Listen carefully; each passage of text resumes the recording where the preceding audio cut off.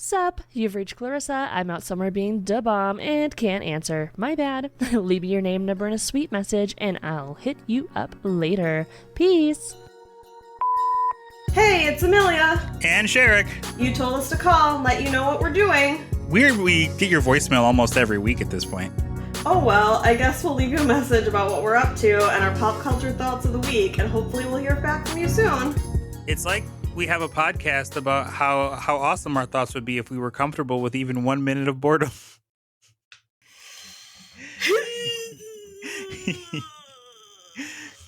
My favorite part about today is that for some reason or another, Amelia's camera is lagging like every 45 seconds. So I can hear Amelia's response before I see Amelia's response. No. Why is my It is internet what it is. shitty? I don't know, homie. Don't worry about it though. We back. We shouldn't have left you. Without a dope beat, step two. If you can count how many times I have made that reference during the life of this show without going back and listening, I will personally Venmo you $1.50. I definitely know it's been many times, but I could not tell you how many. So. I mean, don't look at me. I'm not going to give the answer away. But it's great to be here. Amelia, how have you been? I'm doing okay. Yeah, I don't have much to say, I guess. That's fine. I'm doing okay. How are That's you? Good. I am doing all right. We're recording this the week before Chicago Comic and Entertainment Expo, or C2E2, and we've got a new potential convert joining us this year because I started going with my buddy Dustin, and then Amelia was like, "This sounds like maybe it'd be fun," and then Amelia was like, "This is a thing I will do every year now." Pretty much, yep. And then our friend, a friend of ours, friend of the pod, Jenny, is like, maybe I'll come along now. So we're at that stage, and I am almost to the stage in which I'm going to gently inquire if Amelia is going to like any of the other tabletop conventions, like your PAX or your Gen Cons, because we are now in the space in which we are doing a D&D actual play discussion and it's not at my behest. I was like, we are gonna talk about this. I haven't looked into any other cons. I guess I don't know. So that's a good question. Yeah. I don't know when they are, or I mean, I'll tell you. I can fill that in for you, but sorry, I've done a very bad job of breathing today, so I'm going to be yawning a lot. I apologize to our listeners who are like, "Stop it." PAX East or Penny Arcade Expo is what PAX stands for. Is in May, and I put it on my calendar just in case. I was like, well, like not to be. I'm not typically a person that is like, people love me, they want to see me, I'm going to go to all these events just to be seen.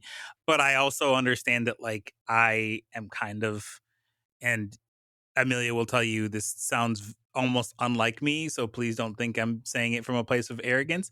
People like me, so like some people were like, "Hey, people do like you." They were like, "Are you gonna go to PAX East?" And I was like, "Well, maybe if like not to insult anybody, I'm like, but if enough people were like, we want you to hang out, we want to hang out with you at PAX East, then I would heavily consider it." So I'm not going there this year because I was just like, that just feels like too much for me to do this year, but maybe next year. And it's also PAX East and West are like more like games in general, and PAX Unplugged is like just tabletop stuff. So like it's called Unplugged because it's like there's no chords. So like I said, PAX East is in May, and that's in Boston. Then chronologically, Gen Con is like the next big one, and that's end of July, first week of August in Indianapolis. And then there is the next like big one after that I've been going to, but of course there are other ones, is PAX Unplugged. And that is I want to say it's like it's right before Thanksgiving this year, and that's in Philly. I'm missing PAX West, and I think PAX West is like September in Seattle, I think is when PAX West Okay. is. So that nobody jumps on my throat about it. But yeah, so those are the ones I would maybe say if there's one that you're seriously like, if you're like, oh, I'd seriously consider it, I would say PAX West personally. Sorry, not Okay. PAX West, PAX Unplugged. Um, Mm. because I mean, I just had so much fun, and like there's an opportunity like to just meet a bunch of people and hang out with a bunch of people, and Mm-hmm. just kind of get to know people in the community and such. But you know, your Mm-hmm. mileage may vary. Some people would say absolutely do Gen Con. I think Gen Con is like you could probably go once and have a good time and then be like, that's enough for me. Some people love it. I go every year because I know that there are certain people that like go to Gen Con, and I'm like, well, this is my big opportunity to hang out with them for a Mm-hmm. weekend, so I'm taking it. Mm-hmm. But like Gen Con is like crazy packed. So like if uh you could probably go back and listen to our episode about Gen Con. But Mm-hmm. I think if you are easily claustrophobic or you don't like being around like huge groups of people, Gen Con may be the one to skip. Because it's definitely full of people every day that it's going on. So Gotcha. but you can buy Yeah, and dice. I mean, like yeah. Brennan's been to Gen Con before. Matt Mercer's been to Gen Con before, et cetera, et cetera. Anyway, go on. Yeah, I was gonna say like date wise, there a lot of them aren't great. I'm gonna be traveling quite a bit in July, so I don't know that Sure. Gen Yeah. Con would work out super well. Maybe PAX Unplugged, but I'd have to look into it some more. Because I'm also traveling at the end of October, early November, so Yeah. and Heard, I heard. have no money, so the fact that I'm even doing these trips at all is Mm-hmm. not a great idea. But yeah, so anyway. But yeah, so the reason that I brought that all up is because we're talking about episodes 3 and 4 of the 19th season of Dimension 20 called Mentopolis. So just off of the top of my head, not having anything in front of me, we have our lovely prefrontal PIs. They say hi, prefrontal PIs, and the whole idea that you learn about is that this is a very like detective noir meets Inside Out. There are a lot of like these Mm-hmm. entities that live in Mentopolis, which is basically the stand-in for the brain of a scientist called Elias Hodge. Mm-hmm. I'm not going to recap start to finish, but basically, you Mm-hmm. learn that at some point the Elias has crashed through a window and is looking up at someone who is standing there, and Mm-hmm. uh everyone inside the city is freaking out because that, if Elias dies, it means they're doomed because they really only exist as a part of Elias. Yeah. So we've got our lovely characters like Dan Fox, played by the incredible Freddie Wong. You have Conrad Shintz, by Alex Jean Ja. Forgive me if I said that incorrectly. I slurred a little bit my speech, but I'm bad at it, so I will get better. The Fix, played by Hank Green, who is hyperfixation. Conrad Shintz, the pun is there, conscience. Detective Hunch Curio, which is curiosity, played by Mike Trapp. Anastasia Tension, or Attention, is Daniel Radford. And Imelda Pulse by Siobhan Thompson. And then you have the immutable Brennan Lee Mulligan playing literally every other character to great effect and hilarity. Yes. And I want to shout out before we get through, because I kind of just like skimmed parts of episodes 1 and 2. I want to shout out whoever came up with the idea of making the set that they play in front of is Mm-hmm. just, it's just so good Mm-hmm. because you get this like roller coastery kind of vibe from it, Mm-hmm. because every time someone fails a roll or they get moxie, and they're using a modified version of the Kids with Bikes system that is from Hunter's Entertainment, Brennan can just like put these little like balls that represent moxie on the track, and it heads to the player directly. And then of course you've got like the little background of the city with all the lights going off to like Mm-hmm. to represent Yeah. like electronic pulses going through the brain.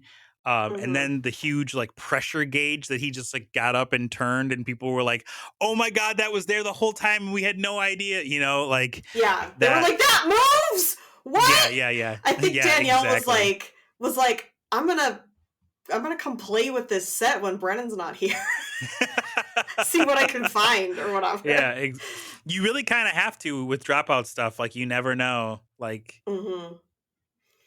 Well, and yeah, I think it's just so funny. Like I saw this Tumblr post a long time ago, not that long ago, I guess, but I saw this Tumblr post once that was about like, when Dimension 20 first started, it was like, oh, we're gonna light up the walls of the dome in different colors, or whatever. Like, and there's always been a like the table has always had like a set on it.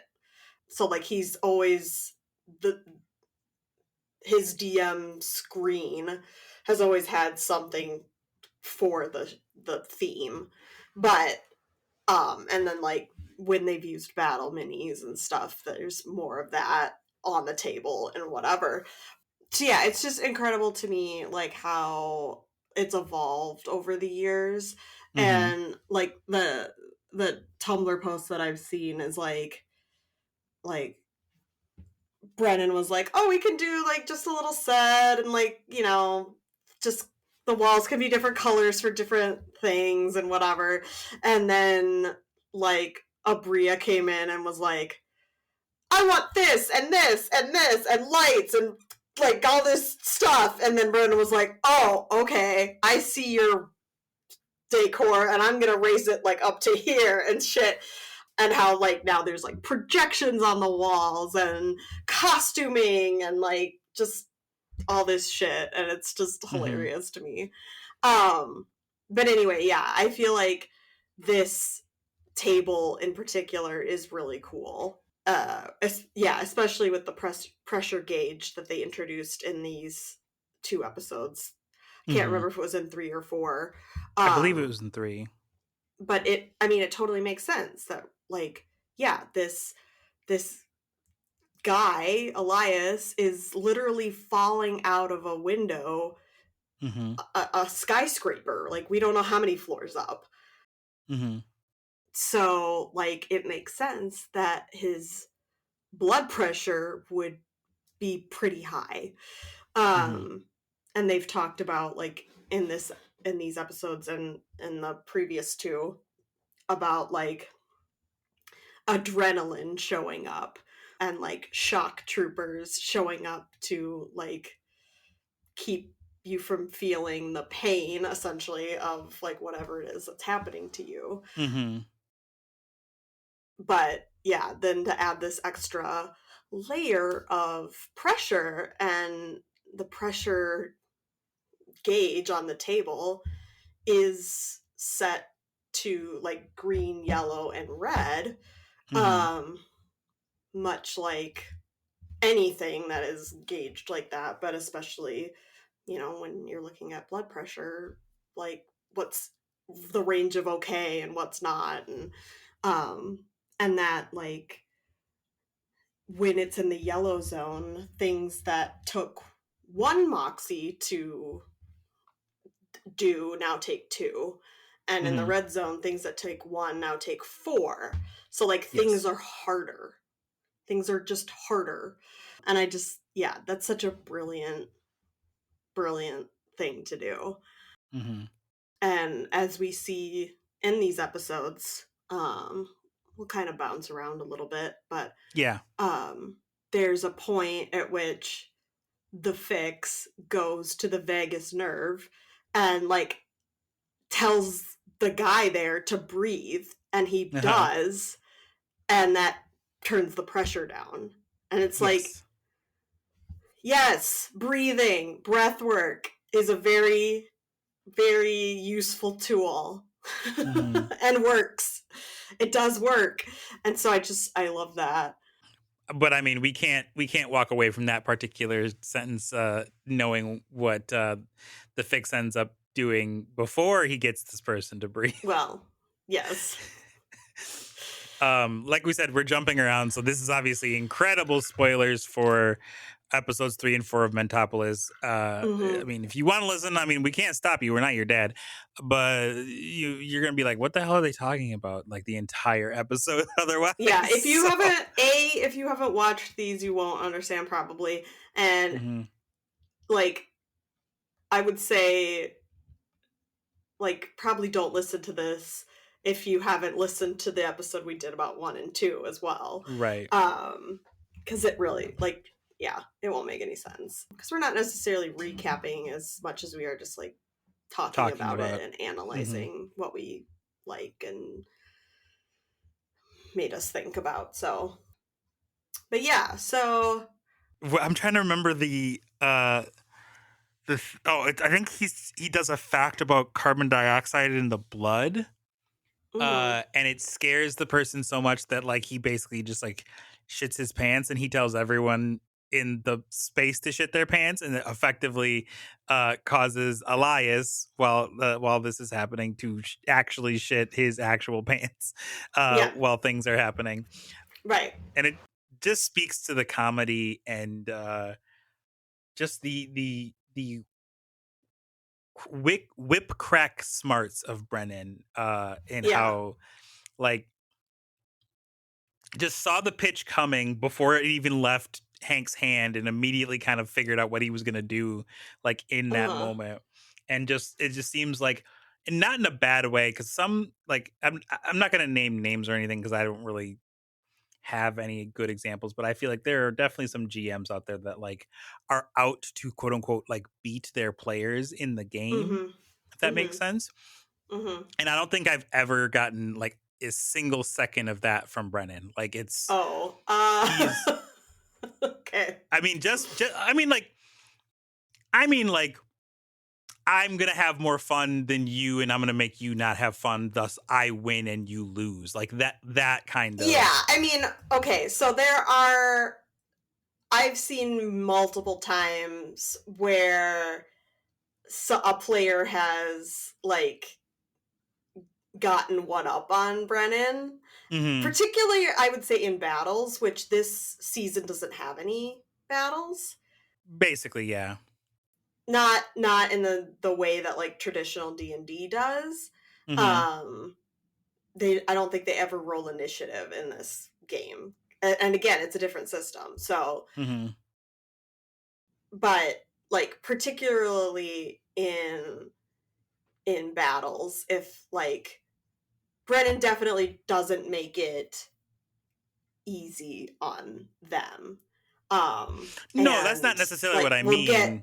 Well, yeah, but they're like, I've seen multiple times where like somebody will get one over on him, or like they'll start rolling really, really well, and he'll be like, well, there goes half the, like, he's like, I forgot that you can't be intimidated by this thing, or that you have this spell, or whatever. So there goes like half my plan for this battle, or whatever. Like, they beat somebody in like 2 rounds that he was expecting to last for several, or like some of those kinds of things. And so like, but those are sometimes my favorite moments, because they'll like, particularly the intrepid heroes, the like set of people that do the main quests, like will just start yelling at him and be like, they'll just be like there've been times where like you can see him or hear him behind his screen, like just putting so many dice in his hand to like roll damage for something. and they'll be like, "You're sick, dude. You're sick. Look at what you're doing." Like, just all this stuff. And you can tell that, like, they have a lot of trust and love for each other because they can, Yes. like, yell at each other like that.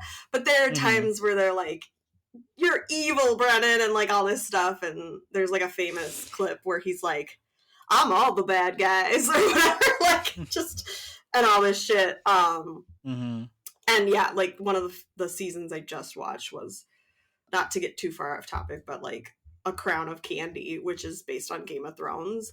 And that was the first season they did where they all had backup characters ready in case they died.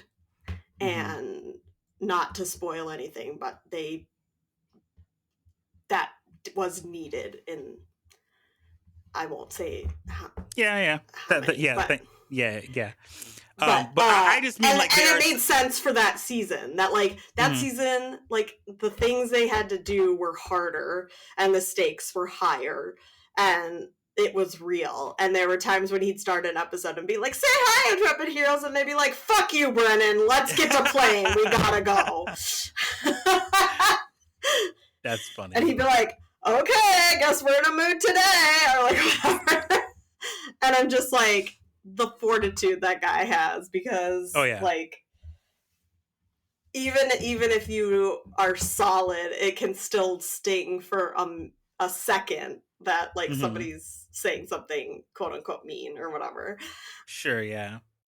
But anyway, I mean, that's, I've heard him and I've heard a lot of players talk about, like, the trust that you have to have in your players.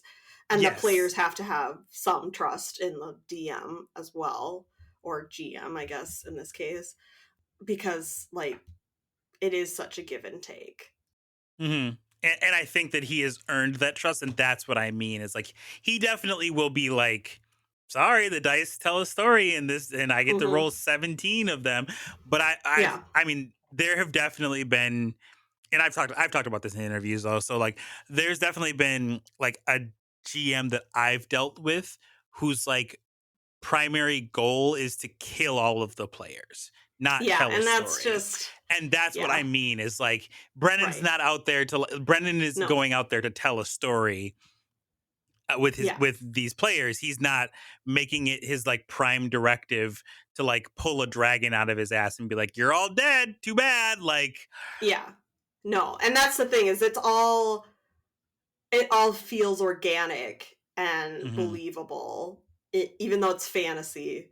Like, but it just, like, the things that happen usually, like, make sense. They don't feel out of character or out of world or just, like, a bomb for no reason. And because it's about telling the best story. Speaking of telling an excellent story, I want to talk about the boxing match. Oh my god. Okay, so to go back kind of to the beginning of episode 3. Sure.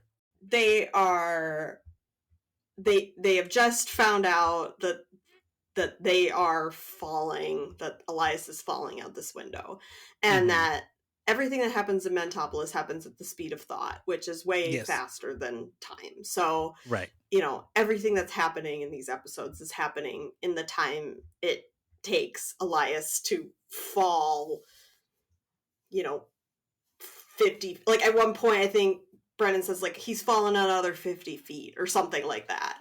You know, so it's but yeah, so they're like, well, okay, we gotta, like, what do we do? Like, what can we do? Because what can we get Elias to do, essentially? Because, like, he's literally in midair. And what I love about the beginning of this episode is they talk about they're all just like, I don't know what to do. And Trap is just like, or Hutch, sorry, it's just like, I think we need to get Elias to touch his balls. And it's like a 20-minute conversation about, like, the like we heard from these guys at Oblongata Station that like there's something buzzing near the crotch, near the balls. Yes. So like we should find out what that is, because maybe that would do something. I don't know, but like what else can we do? It's not like we can run or like they're literally he's in midair. So like can he reach out and grab something? Is there anything to grab? Like, I don't know. And of course, Dan Fox like jumps on this immediately and is just like, I mean, if we're gonna die, like, we might as well have some fun first. I mean, oh man, it's just hilarious. Amelia, there's not enough movies in which the bad guy falls out the window and just goes, zip, dying anyway. Like,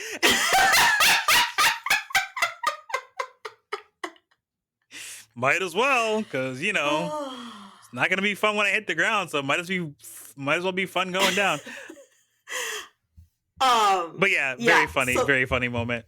But it is, and again, because it's curiosity and it's because of that character's, like, way, that it sounds like a bit. Like, it feels like a bit, and then when Dan jumps into it, it's like, it feels even more like a bit. But then it's sort of like, okay, but, like, we actually have this lead that, like, there's something buzzing down there. What could it be? Like, what does that mean?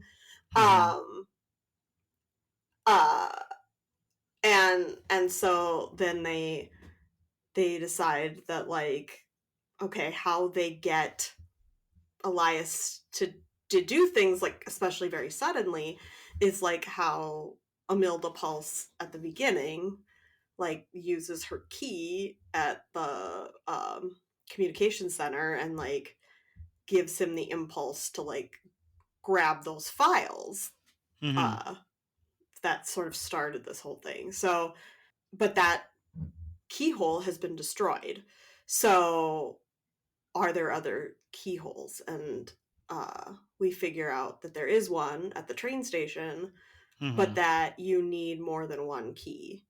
And that you need at least a key from one of the 4 other slots, which are all just labeled F. And so what does that mean? And they figure out that it means fight, flight, freeze, or fawn. And fawn.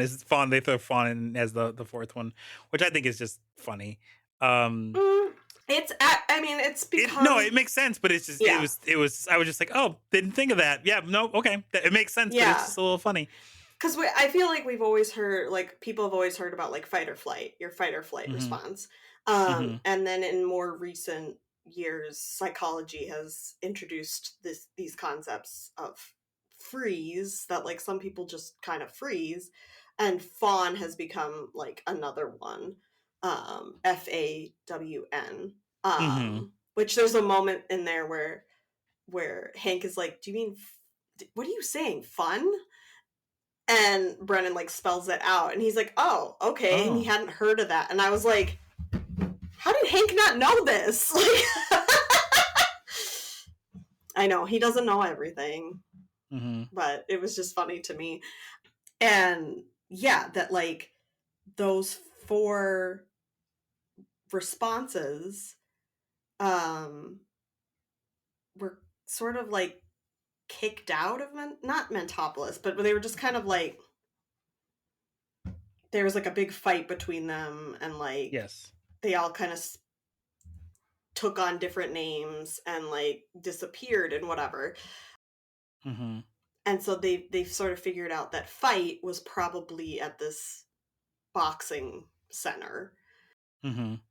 So Hunch and Dan Fox and Conrad go to the boxing center and enter Hunch into a fight, because they assume that the fighter is Fight, and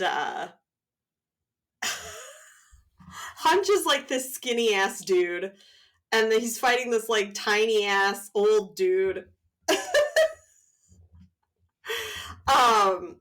Anyway, so you go ahead. You wanted to talk about the fight. Oh no, so I mean I wasn't necessarily going to get to it in big detail, but basically Dan and Hunch decide that they're going to basically enter Hunch into this fight, hoping that they are going to run into the embodiment of fight.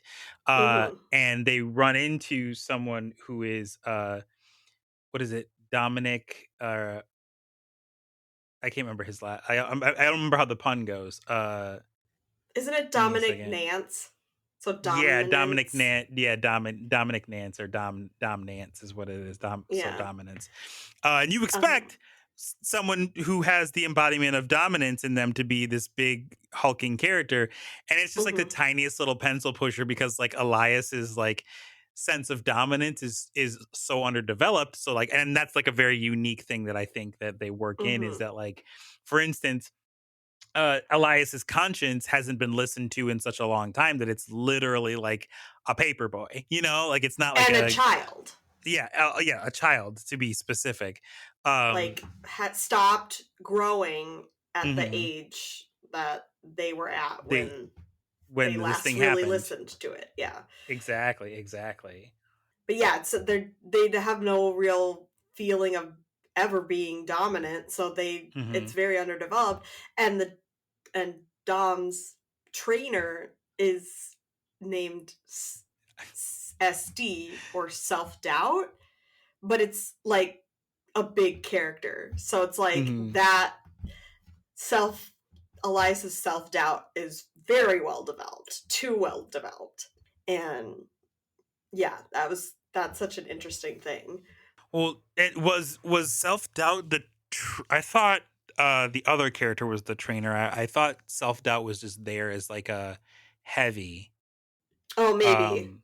So because who ends up being in Dom's corner for the fight is a character called Ivana Popov. Which, you know, she's like one of my very favorite characters, and I think has maybe the best name. Yes. And I know, like, in an adventuring party episode after this episode, Brennan is like particularly like proud of thinking of Ivana Popov.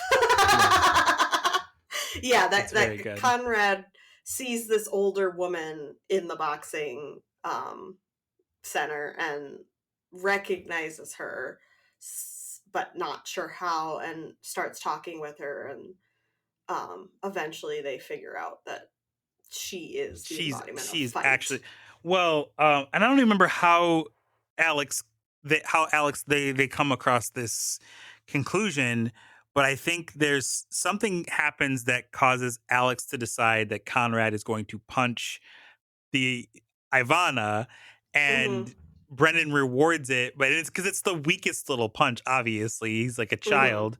Brennan rewards it by having Ivana basically just like throw up a key, and it's the key for that they had, or they said that they handed in when they left their position as the fight response. So basically, while Conrad is basically doing this big brain move, Hunch and Dan Fox are basically like, it's got to be Dom. It's 100% Dom. And not only that, but like Dan has like basically colluded, I think, with Justin the dog, and is like, put all my life savings in this fight. It's like, well, that's a pretty good impression. Thank you. Yeah, he's like he wants to bet on the fight, and they're like, you can't, obviously, like, you're part of it, and so he like somehow gets Justin, a dog, to like bet his entire life savings on the premise that Hunch will win, basically, just because like dominance is so puny and weak and whatever, which Hunch isn't much better, but right. And the whole time they're just like, this is fight. This is how we're going to get information from him. He's going to respect us because I'm going to beat him up and like all this shit. And I love these sort of like, they're almost like metagaming moments, but and like, but opposite in a sense, because it's like, we're not using the information that we've learned because we sit at this table that the character wouldn't have actually learned. We're not really using it, but we are in the sense that like, because like after this whole thing has happened with Conrad and Ivana, like they get done with the fight and they're just like, oh man, like we're gonna find out so much about this, and like we got fight on the ropes and like all this stuff, and just like talking up big about how like they did it and whatever, knowing as people as Freddie Wong and Mike Trapp that like that isn't actually the person, so it's funnier. Yeah, so basically moments. To your point, they lean into being wrong. Like they the characters are so confident, the players know they're way off. Like right, and I love those moments. Yes, they're very good, very good. Because I don't like metagaming in the sense that like you can't use information that your character wouldn't have been present to learn. And I'm sure that can be hard as a player who knows that stuff and a lot to keep track of. But yeah, it's super funny to me when they turn it around and like really lean into it, like into being wrong or whatever. So yeah. So they basically just add the fight response in super easy. Just by Conrad working it out, and also the fact that Conrad is the only one that knows how to drive is an incredible detail. Yeah, is the only one that knows how to drive, but also is not a good driver. Like, is kind of a crazy driver. Yeah, in relation to everyone else, yeah, you're right. Well, because they talk about, like, he's just, like, rushing through the streets and just, like, kind of driving crazy and whatever. I like that he's sitting on he's sitting on some sort of crate or something. Yeah, apple crate or something like that, yeah. Yeah, so I'm like, how do you reach the pedals then, dude?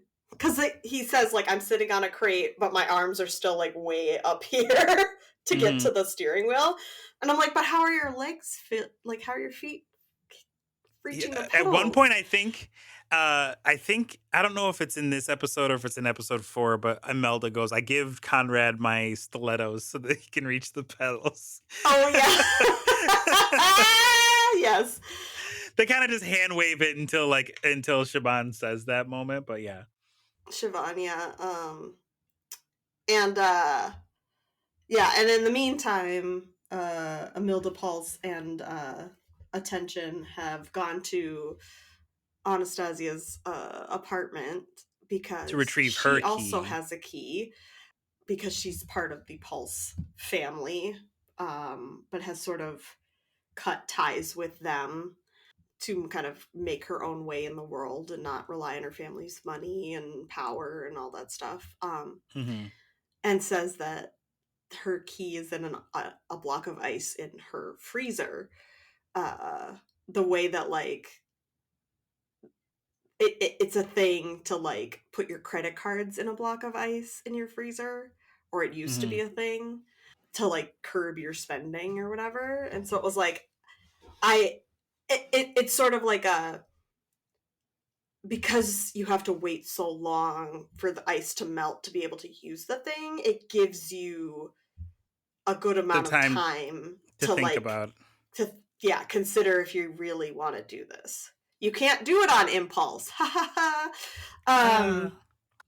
So, and she doesn't want to show Imelda her apartment, but it's like, fine, whatever, just come over. And I love that moment too, because Hunch goes, like, because they're talking about the F's and what did the F stand for. Like, they hadn't figured that out yet when they're talking about this. And he's like, the F is for freezer. which is the name of the episode because Yes. it's so dumb. Yes. But yeah, so they go, and while they're there, the police show up and are looking for Mentopolis because her parents have reported her missing. Mm-hmm. And yeah, so but yeah, eventually they go to the train station to put the key in, and Hunch and Dan and Conrad show up with Ivana. And in the meantime, at the end of episode 2, we had the fix. Was that the end of episode 2 or is it the end of episode 3? Episode 3, I think, if I understand where you're going with this. It must be, yeah. Because yeah, during some of this, the fix is like, I'm gonna go to the DA's office, Mark Ambition's office, and tell them that I killed Conrad as he requested, and give him the ice skates that I got at his little hidey hole. And while he's there, he's like essentially attacked. And that was the cliffhanger for the end of the episode, I think. I think you're right on that. So that must be the end of episode 3. So, yeah, so he was going to do that. And yeah, he was like attacked. And I love it in the next episode when it's like, do you try to fight? What do you try to do? And like he reaches for his gun. Yeah, he's kind of like trying to talk to distract and delay the DA and this other like yet to be named entity. And then he fires, but like he rolls so poorly that like it just absorbs the bullet, and he the fix chooses to basically just jump out the window. Yeah. Because and this is one of those cases where I feel like there are a few times in this series where like Hank is almost like a audience surrogate a little bit, because he'll sometimes like ask a question that is like to clarify something, and not that other players don't ever do that, but like it's definitely in a way that's like, I'm not familiar with this particular thing or whatever. And like there was one time where he was like trying to clarify like, what did we learn? Because it was like super complicated. And then at one point Alex is like, yeah, I don't know what the hell's going on. And I'm like, whatever, it's so funny. But yeah, and Brennan kind of essentially like lays out like, okay, if you're gonna fight this guy, this entity, like he's about to punch you. So like we would have to resolve that if you're gonna stay and fight. But if you are going to take any other action, like run away or try to escape the situation, then like you can do that before his action of punching you, essentially.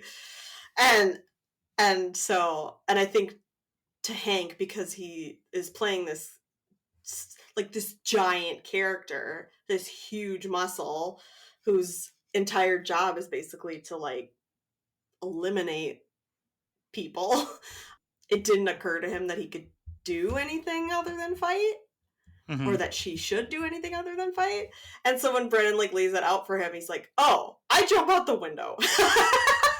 Like I just get the fuck out of there. Yeah, because like because like I think there's a moment in which like it almost sounds like this entity is going to basically insta-kill the fix. Like the way that Brennan kind of talks about it makes it sound like this entity was going, like the fix was going, that was going to be the end of the fix right then and there. And there's a monologue that I think the DA does in this, like before this happens. Oh, basically yeah, this kind is of super like important. Yeah. Kind of talking about how the biggest problem of the Elias's biggest problem is, and he almost sounds like he's gonna say that it's Conrad, Mhm. but then he says that it's Elias himself. And Mhm. there's really just like there's a sense of malice towards this kid, Conrad, and Mhm. this scenario, which I have learned and I appreciate that Alex came up with on the spot, when because Brendan basically said like there was trauma, and Alex came up with the ice skates on the spot, the ice skate bit. So Mhm. that which I love being able to just like say like in general, my character is going through some shit, and being able to work with people to kind of develop it as it's happening, because it feels a bit, I know that it sounds a bit backwards because you would think like you would want to have your trauma pre-established, but like, Well, okay, so how do you know that that was on the spot?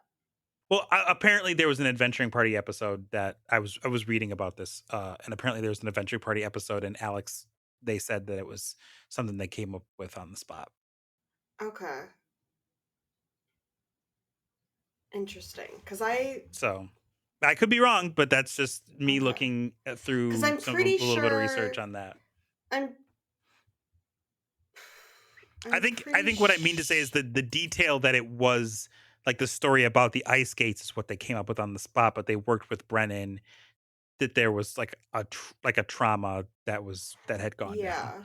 but it hadn't gotten I specific. Okay. I feel like, yeah, that maybe is true, or maybe knew it had to do with ice skates, but not what specifically happened. Because I do think that when they're telling that story, like the fix has some connection to that story. Like I Right, but think at one point, I'm pretty sure the fix like says to himself Ichabod, but I can't remember mhm. when that was. So we'd have to So look into it. according to a Reddit user in the Dimension 20 thread about this episode, Mhm. there's a big long monologue that I won't recreate. But they say Mhm. in an adventuring party episode, Alex said they came up with it on the spot. They figured Brendan had something in mind, but when he didn't say anything, they winged it. And it's in reference to the ice skates. Oh, okay. Because I've watched all the adventuring parties, so I'm Hmm. just trying to remember what. I think I know. Yeah, I think it's like they see the ice skates, and when the fix is at Conrad's little apartment Hmm. or whatever, sees the ice skates and says something like, "Do you want to know the story about them?"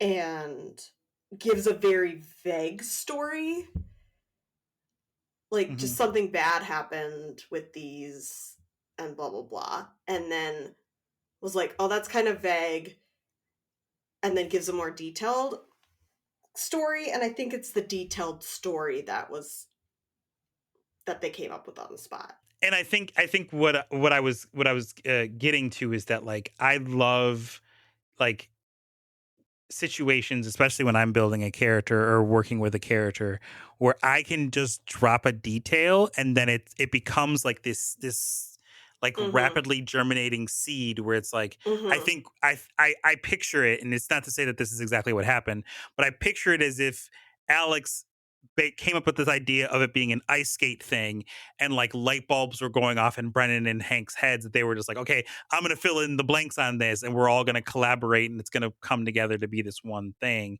as opposed to like Brennan being like, hey guys, just so you know, it's an ice skate like situation, like that kind of a thing, where Mhm. like it's choreographed either in front of or behind the camera to the point where like you have to stuff gets filled in. And not to say that that's bad.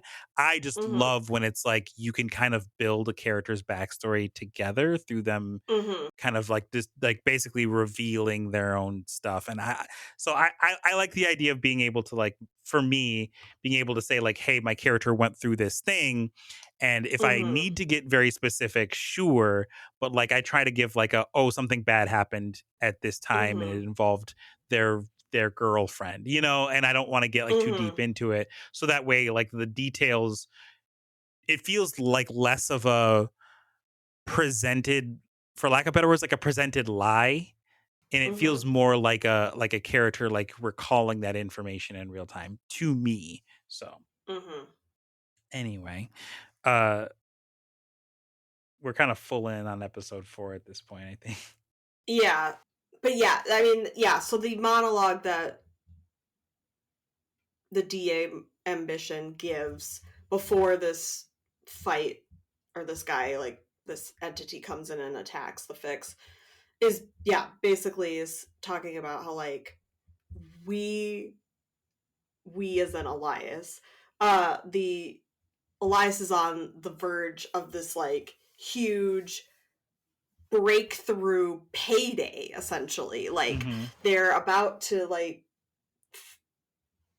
they've like created this technology that could be used to um like essentially read and manipulate people's minds, Yes.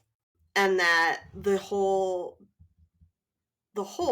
thing about it essentially is Conrad learning about this and being like, as Elias's conscience, being like, how can you allow this big company that you work for to take your work and exploit it and Mm. use it for evil and all these kinds of things. And ambition is like, I don't fucking care. Like, Mhm. we just want to get to the top. We just want to be rich and successful. Ambition, you know? Yeah. And so that's why he wants to kill Conrad, because he's like, he doesn't want Elias to listen to his conscience.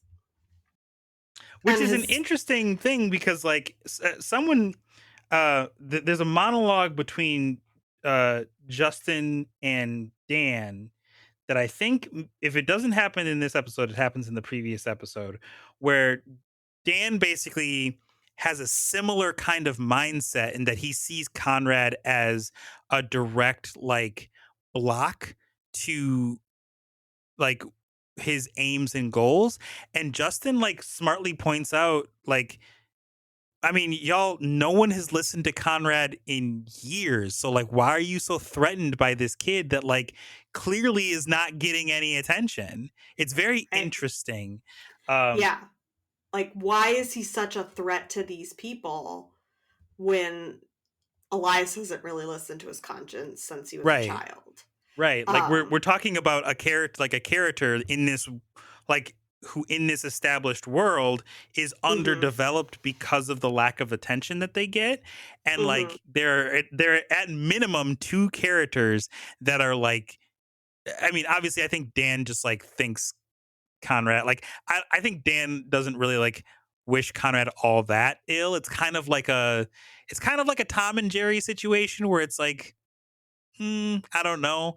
But like ambition like wants Conrad like gone, gone, gone. yeah, I Like mean, he is hires a intent. hitman to kill Yeah. him. Yeah, Amelia was making a, are you sure about that face? And I was like, I mean, he kind of does, but like he's not actively trying to kill Conrad, you know? Like whereas Mark is like absolutely actively trying to kill Conrad. yeah. See, the problem is that I've watched the whole thing and you haven't, Yeah. so I'm gonna Yeah. shut up. So yeah. But yeah, Dan is always like saying things like threatening in a way, or like just being like, yeah, you should turn yourself in, kid, or like, you know, like, just doesn't seem to like him very much. And yeah, Hmm. Justin the dog is like, I mean, your conscience doesn't have to get in the way of pleasure. but you And see post him on as clarity is a thing, enemy. baby. But you know, it is what it is. But yeah, I do think that like Mark Bishan doesn't really pay attention to Conrad until Conrad's actions alert That's also until fair. somebody Yeah. starts paying attention to him, and which is like basically like Conrad starts putting stories in the newspaper on the front page, like starts moving sheets around so that people will see what he thinks is more important. And Mentopolis sees this story about this file, like it's the last chance we have to grab this file and decide whether or not we're gonna like turn our research in or not, essentially. And she goes to the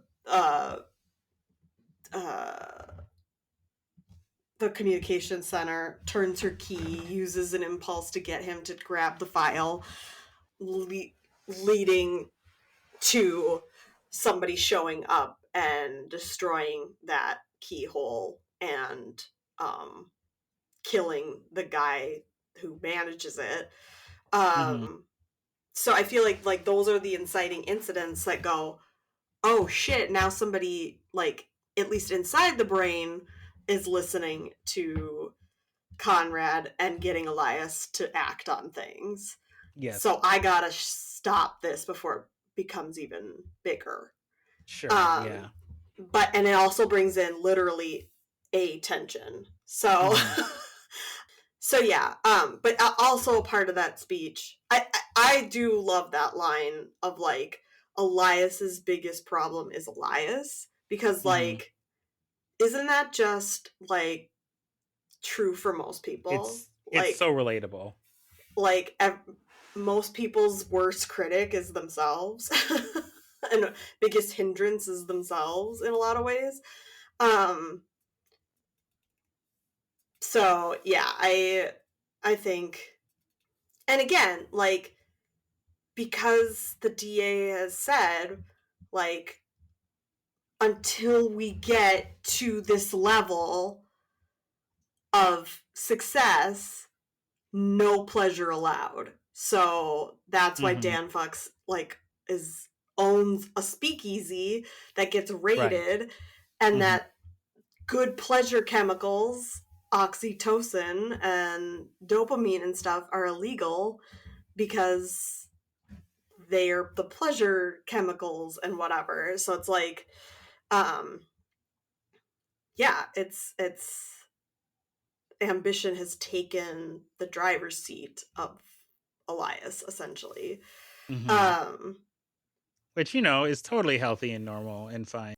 Right. So yeah, so they are able to turn the keys at the station with Amilda Pulse and Anastasia and fight. And that I believe they get Elias to basically that's later. Is that where they find the grappling gun? I think they find the grappling gun and they fire it. Yeah. And then they elect to go to Mayor Logic's office. Is I think kind of what I'm just the through line is I think is what happens. Yeah, not, but I think directly that the grappling gun is the thing that was like sort of buzzing around the crotchal area. But like, I think it was just like on a belt or something, and he like pulls it out and like shoots the grappling gun. And then that starts this whole thing of like, why does he have a grappling gun?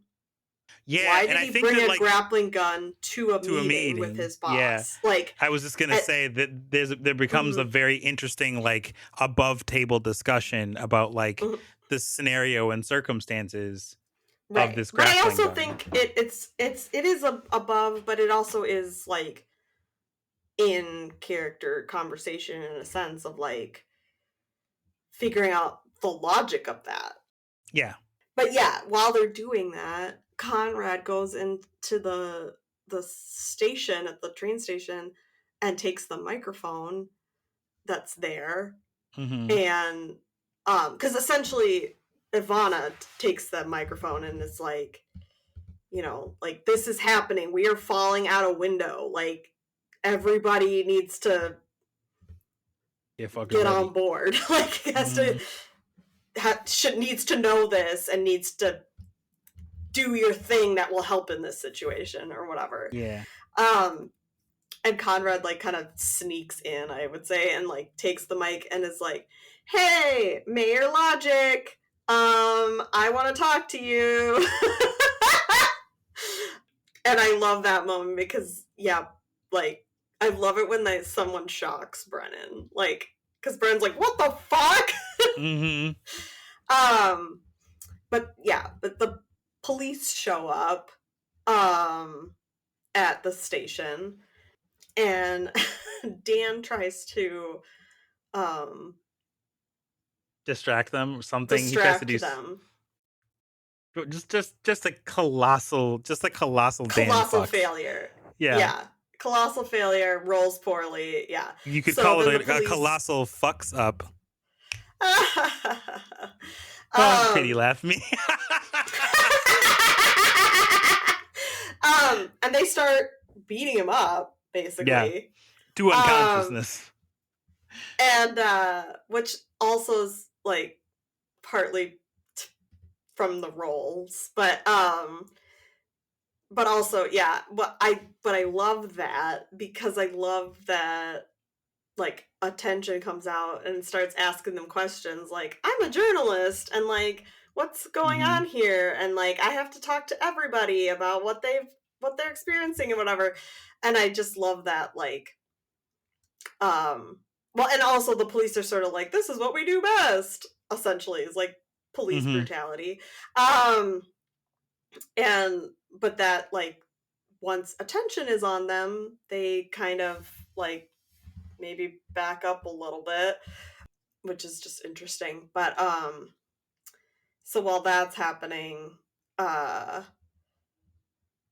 they decide to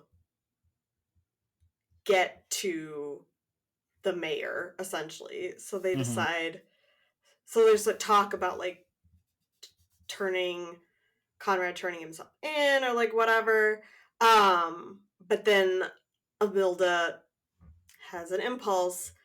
Oh, we forgot to say that the Stacy fake name thing continues. Yes, Stacy fake name lives.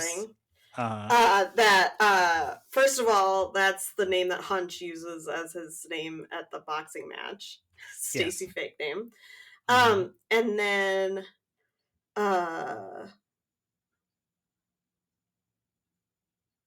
and then when they show up at the train station, they see wanted posters.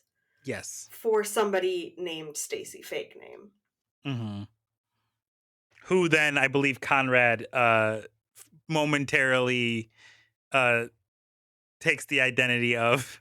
Yeah, so that's the impulse that Amilda has, is that she's like, well, to get us downtown to see the mayor, like, as quickly as possible, if we get arrested, essentially, like, we'll get there. So she's like, hey, police, I found Stacy fake name. And I love that moment, because Alex is like, Conrad's just doing their best Mrs. Doubtfire of, like, trying to be Stacy fake name. And it's just so incredible. Funny. But then they also realize that this is Amilda Pulse, and that, like, her parents have reported her missing. So I love that moment of, like, on the radio. Boss, we got Stacy fake name. And then it's like, wait a minute, you're Amilda Pulse? And she's like, that's right. This is Boss, you're never going to believe it. We got it too. Yeah, it's so funny. So they get loaded into a car with I'm trying to remember who else is in there, but Attention is in there. Yeah. But I can't remember who else, like, on the police side of things is in there. But, like, the chief of police is Alexander Tightass, and that was just, Yeah, great. that was really funny. But before we get there... Sure. Yeah, so they're driving to the police station, and then they get stopped on the road for some reason. They are chased by the mob, like Donna Oh, they're Barici's chased by the mob, right? Mm. And so Attention is like, "Hey, officer, there's some like shady vehicles back there. Like, should we worry about that?" And What makes the them shady? Yeah, the officer's just like, "I don't know, it seems fine." Like, just is very like whatever about everything. And then you learn that the officer Joie de Vivre. You'll have to explain that one to me because I missed that joke. Oh, okay. How do I explain Joie de Vivre? It's like unperturbed, cool, relaxed. Joie de Vivre is like, oh God, how do I looked it up. I got it. Okay. Okay. That joke makes sense to me now. Okay. I was just like, I was like, that's a French term I'll have to look up later, and then I just didn't get to it. Cheerful enjoyment of life. And it's sort of just like a very like laissez-faire, like, which is also a French term, but just like a very like nothing's gonna get me down kind of a thing. And so, yeah, okay. Yeah, this joke will be a lot funnier now that you know what that means. Because he's just sort of like, what makes them shady? Like, they seem fine and like all this stuff. Yeah. And eventually, like, radios in and reports that this is going on. And so they end up stopping. And Attention is sort of like, yeah, I'm just so fascinated by like all this. Oh, that's how they get into the car. Is she's like, I'm just so fascinated with this and like wanna write about this and whatever. Can I do a ride along? Mm-hmm. And then when they stop, is like, you know what else is really fascinating to me? Keys. I love keys. Can I see your keys? And he's like, the car keys? And she's like, yeah. All of your keys, honestly. Do you want my apartment keys? And she's like, yeah, whatever, all of your keys. And he's like, okay. And it's just sort of like, I trust you to give these back to me, but also if you don't, what? Well, okay. Like, he's just so in and has just like an incredible role to get all of these keys, essentially. Yep. So they steal the cop car and drive to the mayor's office and go see the mayor. The Fix has escaped out the window and has hurt himself. Fractured a leg, yeah. Yep. Shin, I believe. And right before this, Hunch is like, I will take Dan back to my office because I get into a lot of scrapes, and so like I know how to like fix injuries and whatever, like so that I, because if we take him to the hospital, that's where they'll be looking for him, and especially the Fix. It's like the mayor, or not the mayor, Ambition knows that he jumped out the window, and so like, and is probably injured. So like, that's the first place you would look, right? The hospital. Right. So I love that moment where like Hank's like, should I go to a hospital? What should I do? And like Brennan's sort of like, well, you could roll for that, and then sort of like kind of gives him like, but the only person that that is really good at this, and they like literally have just had this conversation about Hunch and Dan like going to the office or whatever, and Hank's like, oh my god, duh, I don't need to roll for this. I'll just go to Hunch's office. So that is kind of a metagaming moment too, but Brennan sort of like nudges him a little bit. Right, yeah. I feel like. And so shows up, and so then the three of them are together, and I can't remember exactly how this happens, but basically like what they figured out from the entity that attacked him at the DA's office, and Attention remembering some of the evidence on a cart that she saw at the communication center, that they like sort of pieced together that what exploded that keyhole and killed Neurological is essentially this device that Elias has created that can like read your mind and change, like manipulate your mind and whatever, and has like tried to erase some memory. And so they're like, we should see if we can find that evidence. Well, okay, how would we find that evidence? Okay, well, Hunch is like, well, I can take us to the police station and bring you in, Dan, as though I've like caught you, and that like maybe they'll let me kind of book you and like put evidence into literal evidence like lockers or whatever, so I can get in there. And so that's what they do, and the Fix just pretends like he works for Hunch. And so they just like fake manhandle Dan and are like, yeah, we brought this perp in, and like I have this evidence to put in the evidence locker, and whoever's on duty must be like good friends with Officer Joie de Vivre or something, because it's like, yeah, whatever, like just go. Yeah. I think also it's because of Danielle's like role was so good that it's just like she's just like so convincing in this moment. You just like have to go, all right, well, yeah, he handed you the keys. That's on him. It's not my problem, you know? Like oh yeah. Yep. Well, that's the car. But yeah, this is the three guys like going into the police station. I don't remember why that was good. Anyway, what a statement. I don't remember why that was good. I don't remember why, like, yeah, whatever. The point being that this is one of my favorite scenes of the whole series. Is when well, the officer does take Dan back to book him. And Hunch and the Fix go to the evidence locker, and they're just kind of like, bye. Yeah. But yeah, so they get to the evidence locker, and who do they find in the evidence locker? A little librarian-looking lady who runs the evidence locker.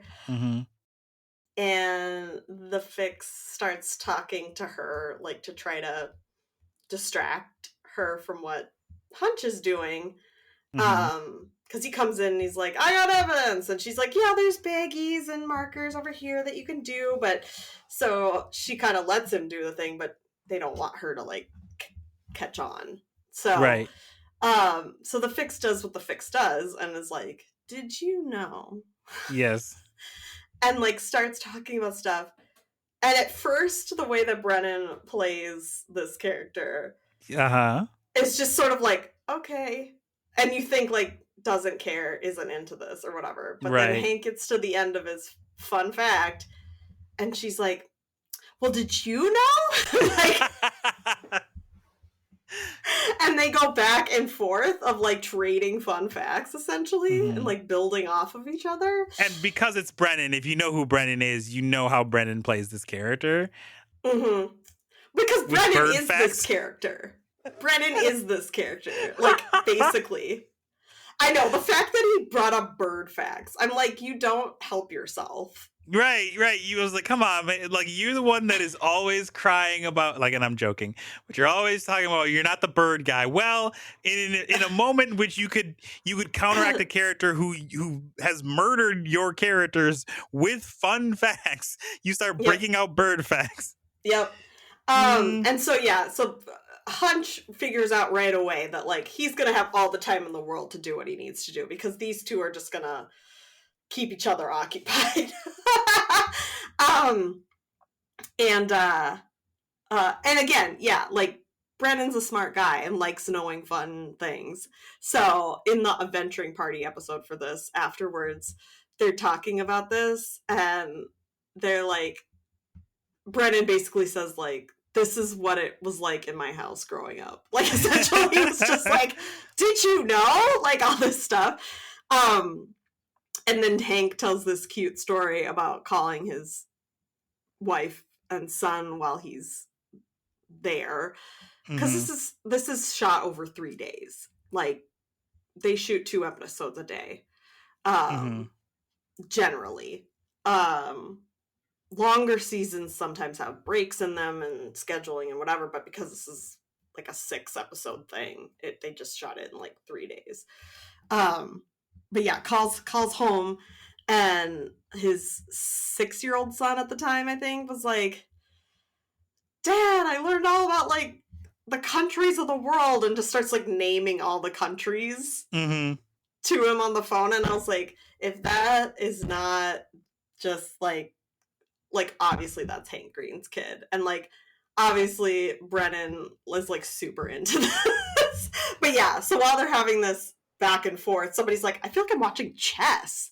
Except that in chess, I feel like you're trying to outdo each other or out strategize each other, and I don't think that's the case here. It's more just like a genuine interest in these facts.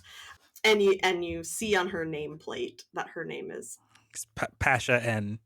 Pasha N. Passion. And then Hunch plays a really cute little wing person. Is like, hey, we may need your number just in case we need to come back for things. Like, I was like, oh, Mike, you were so good.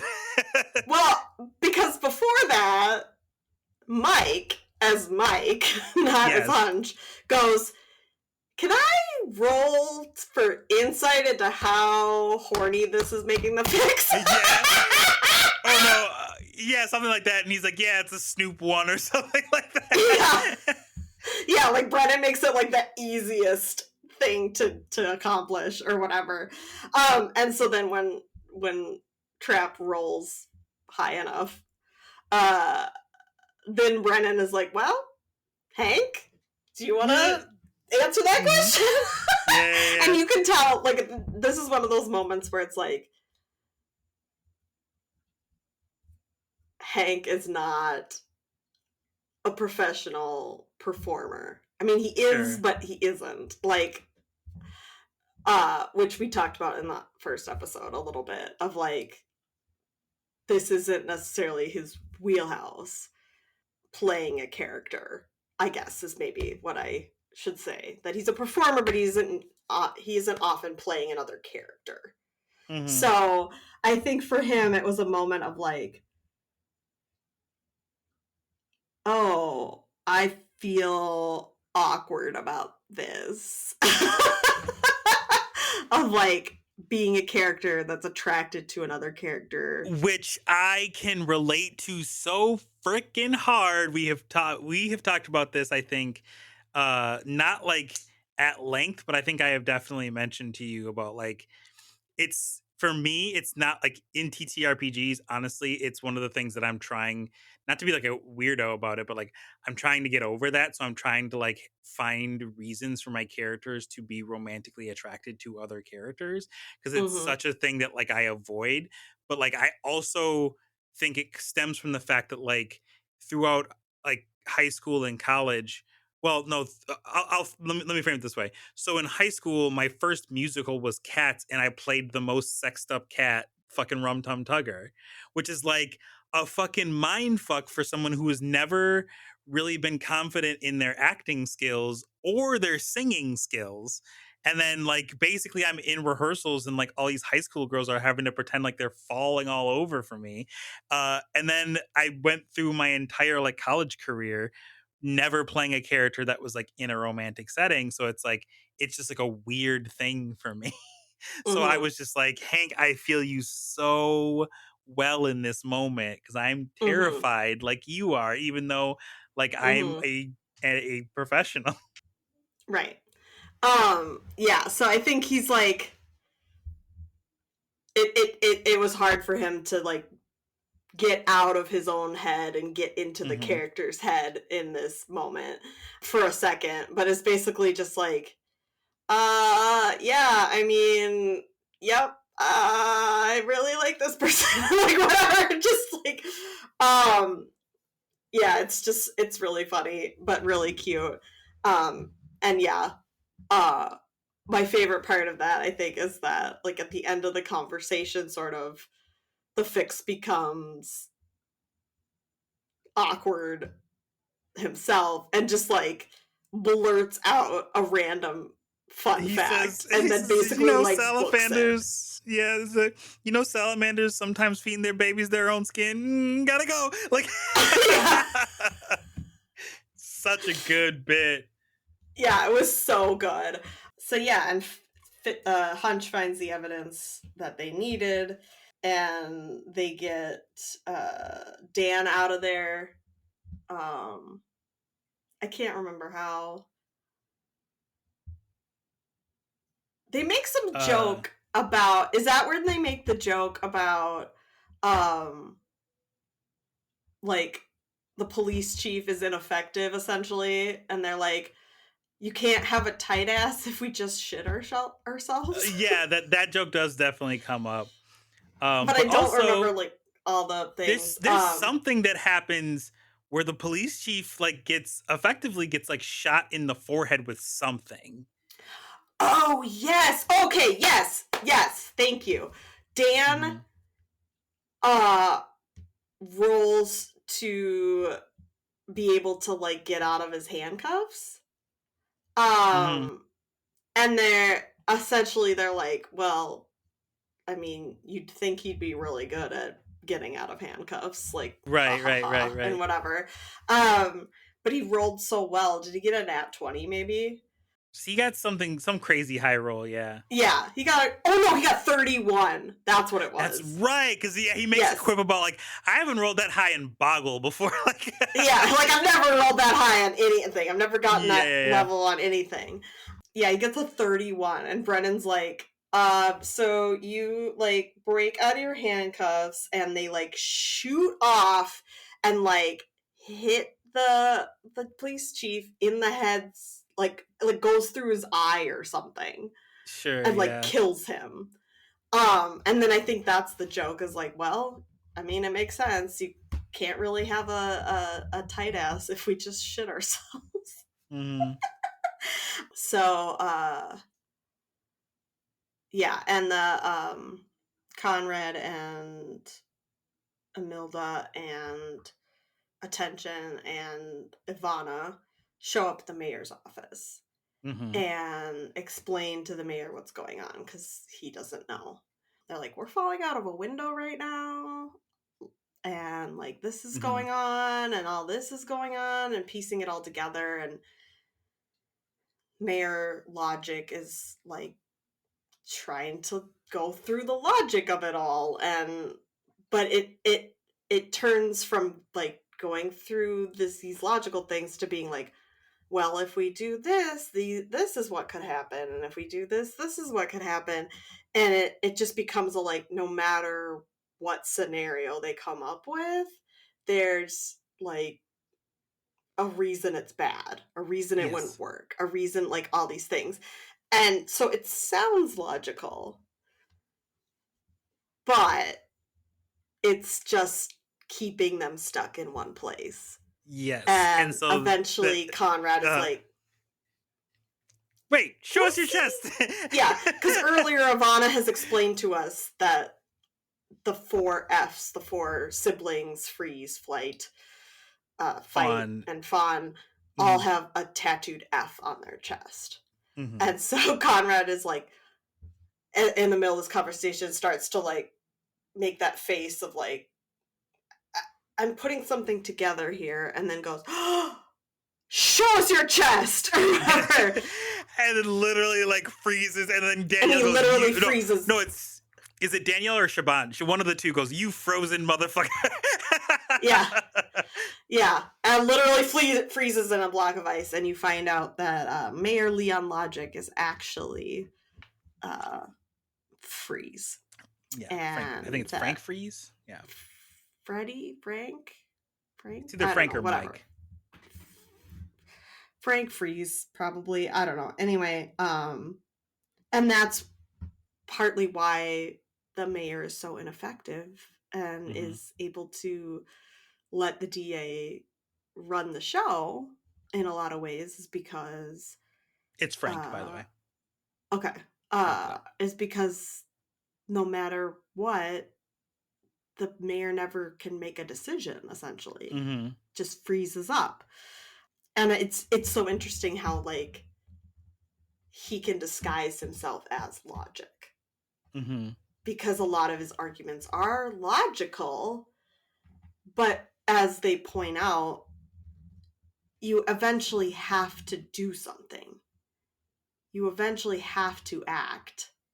So, but then they realize that freeze is actually helpful in this moment, in that they figure out that, okay, if you're falling through the air and you've just shot up a grappling gun and it's attached itself to a building, the mayor then goes, okay, well, then you're going to swing and hit the building. So if we hit the building, we die. But if we hit a window, we might be able to crash through it. And then, of course, it's like, but we could get hurt and, like, all these, different things and whatever. And they're like, okay, but we got to do something. Like, we have to do something. This is why you're a valid, like Siobhan says, Imelda says, you're a valid response. But we can't just freeze. Like, you have to get out of the freeze at some point. But then Conrad is like, but I think, like, freeze is what we need in this moment. And they realize that, like, if they hit a window, if Elias, like, literally freezes his body up, tenses his body up, that like can maybe hit the window in, like, a what's that called? When you're, like, using a big log to, like, hit the door of a castle. What's that? Like a battering ram. Battering ram! There we go! Yeah, like, essentially just becoming a battering ram by tensing up his body.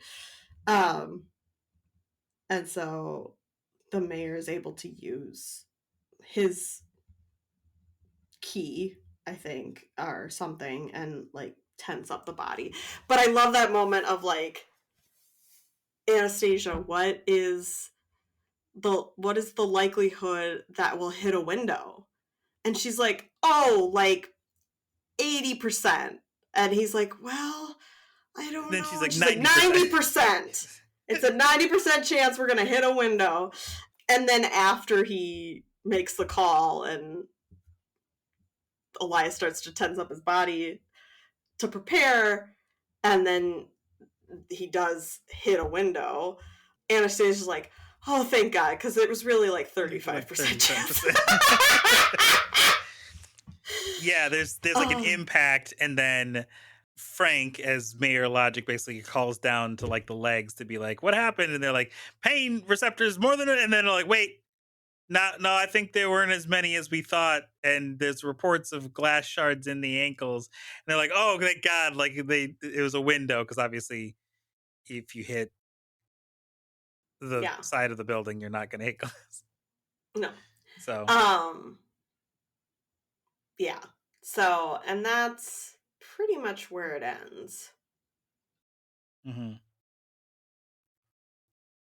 So, all in all, I'm very intrigued. I purposefully did not watch the, like, next time on, because this, I mean, the Dimension 20 folks do a real good job of making me go, fuck, I guess I have to watch this now. Like, because I'm just like, Yeah, I know. Well, and, like, a new season just started of Dimension 20. Titan Takedown, which is only going to be 4 episodes. Okay. And it's all wrestlers, baby! Yeah, and this is the first time a new season has started since I started watching Dimension 20.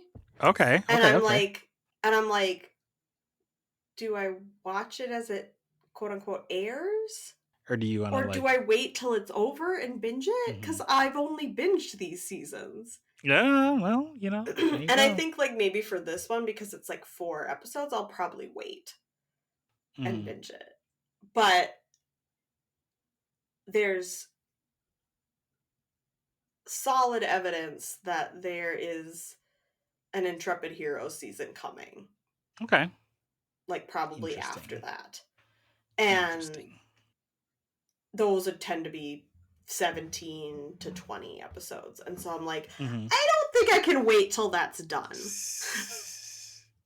That's totally fair. So we'll see. Especially if it's a sequel. So it'll be interesting. See what happens. But anyway, I don't have a problem. I don't know what you're talking about. We'll see how CE2E2 goes. But in the meantime, I didn't make up a theme song for it, but this is Amelia. What the fuck is this? I found something wild and crazy, kids, on the internet. I show it to Amelia, and you benefit because lols. Lols. Yeah. Okay, let's see.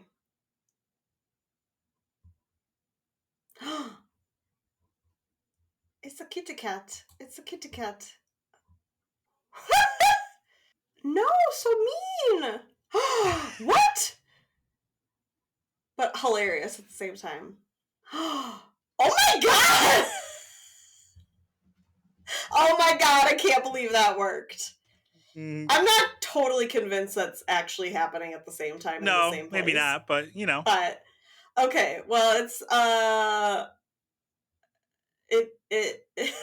a clip of a cat on a table, and there's like, it looks like eye drop, like a bottle of eye drops on the table, and the cat kind of moves its paw to push the bottle over the table, as cats are wont to do, but pushes it just to the edge, so it's still sitting there. And then it cuts to a guy like holding a towel and kind of like hitting it on the counter, being like, no, like don't do that. And then puts his own bottle of eye drops down on the counter, and a gray stuffed animal cat, like that, because this cat is gray, and like shows that cat knock the eye drops off the counter, and then he like shoves the stuffed animal down and then starts hitting it with like a mallet or something. Yeah. And then gets out a pot and puts the stuffed animal in the pot as if he's gonna cook this cat, just being like, if this, just, you know, mimicking like, hey, if you knock that bottle over, this is what I'm gonna do to you. And so the part of me is like, that's awful, that's so mean, but a part of me is like, it's also really funny because like it's obviously not real. And the cat, they cut back to the cat, and the cat uses a paw to push the eye drops bottle like back onto the table, like away from the edge. So it's like, it worked. Oh man, cats love to knock shit over. They sure do. All right, well, Amelia, tell people where they can find you. They can find me at Shake Meets World and at Fuck the Perfect Life on Instagram, Facebook, Google, my house, whatever. Don't Google Amelia's house. Don't do that. Oh, I don't think you can do that, but I hope not. You can find me at Ablacksparrow most places, including on Blue Sky at ablacksparrow.com. And also on twitch.tv/Vault Companions, where I play Bioshock Perdition on Sundays, which is a big fun time. And whenever we return, Feywild and Out, so twitch.tv/Feywild and Out. So I think we hit the limit on your voicemail, I think. Yeah, I'm sorry if we talked too long. Next time we will talk about how we complete every single one of our work tasks between 4 p.m. and 4:45 p.m. Okay, bye! Bye!